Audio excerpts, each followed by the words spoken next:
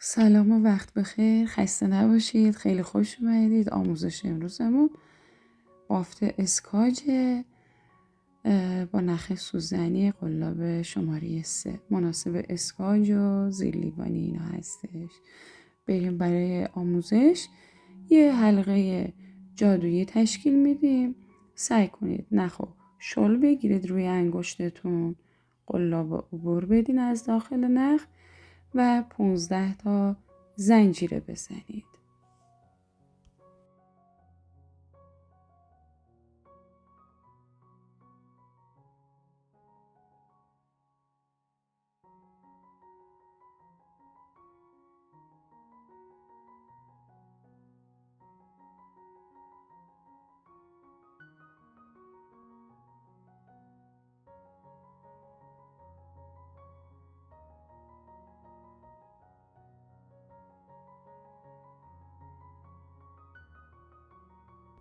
پونزده تا زنجیره رو بافتیم.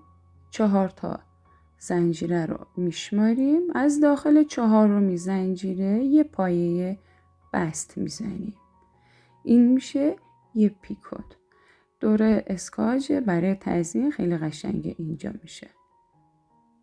بافت پیکوت اسم این بافتمونه. این مدل بالای اسکاجمون هستش.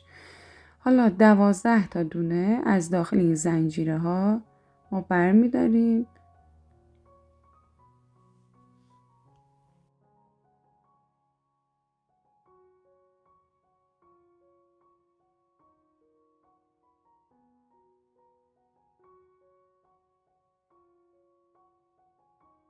یازده تا دونه برداشتیم. 12مین دونه رو از داخل حلقه برمی داریم. مجموع دونه هامون شد 12 تا. حالا یکی یکی کم می کنیم.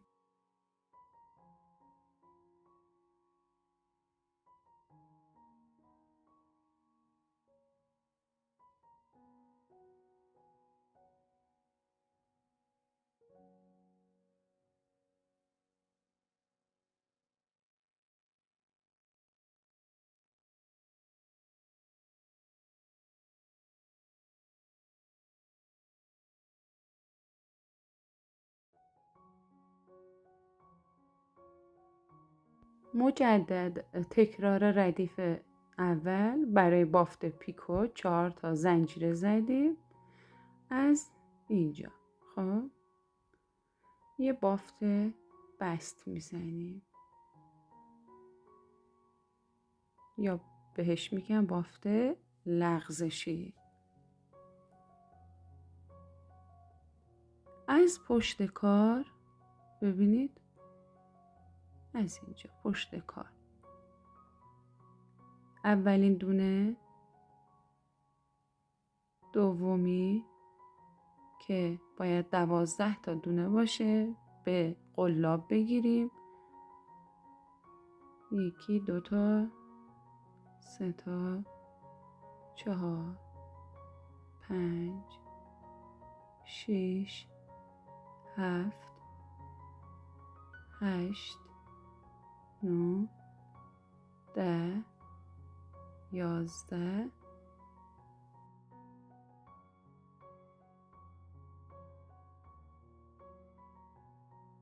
12مین دونه رو از داخل این حلقه برمیداریم و مجدد یکی یکی کم میکنیم.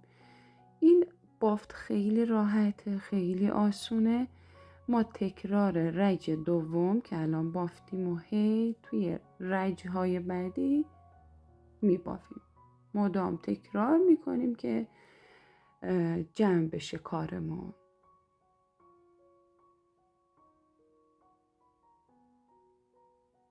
دوباره برای پیکوت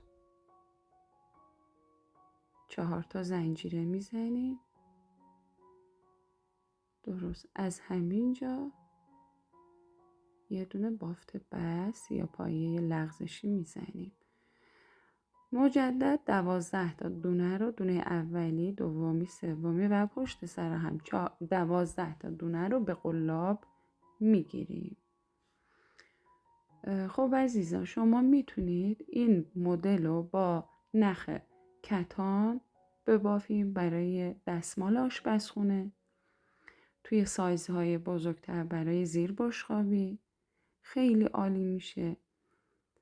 انشالله اون یکی کانالم با دونه های کمتر برای دستمال آشپزخونه با نخ کتان براتون آموزش میدم. 12 تا دونه رو که گرفته بودیم داخل قلاب یکی یکی کم کردیم. پس ما رج 2 رو مدام تکرار میکنیم که در مجموع به 42 تا ردیف برسیم. اگه با نخ کتان یه مقدار نخ ضخیم‌تر ببافید، این مجموعه 42 تا کمتر میشه، به 22 تا 23 تا میرسه. من این پیکوتا رو میشمارم ببینم چند تا شد. این پیکوتا رو که شمردم به 41 دونه رسیدم. 42مین پیکوت رو با شما میبافیم و از پشت کار جمع میکنیم.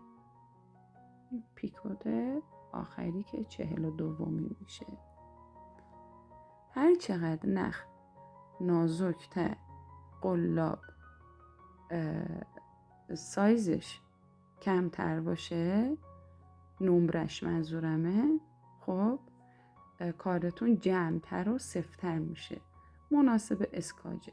من اینجا با قلاب شماره 3 بافتم که به راحتی توی ویدیو شما بتونید آموزش رو ببینید، وگرنه شما میتونستید با همین نخ با قلاب شماره 2 ببافید، کارتون جمع‌تر و سفت‌تر بشه که برای اسکاچ خیلی عالی و ردیفای کمتری به کار میرفت. برای این کاری که جمع کردم شما میتونید برای تزیینم داخل اون حلقه‌ای که یه مقدار باز مونده از سنگای زینتی مروارید، حالا هر سنگی که دوست داشتین، با این چسبای حرارتی تزیینش کنید. خب برای سوزن گرفتنم نخمون رو من با فندک چیز کردم، جلوی دوربین دیدین دیگه، مقدار سوزوندم که به راحتی رد بشه از داخل سوزن. از پشت کار من دونه ها رو به هم وصل میکنم و کار رو جمع میکنم. اینم از ویدیوی آموزشی امروزمون. اگه دوست داشتید خوشحالم میکنید که ویدیو رو لایک کنید، کانال رو دنبال کنید، زنگوله اطلاع رسانی رو فعال کنید تا از ویدیوهای جدید من مطلع بشید. لینک کانال آموزش بافتنی ما توی کپشن قرار میدم به همراه لینک کانال آشپزی رویا. اگه دوست داشتید میتونید اونجا به صورت رایگان عضو بشید.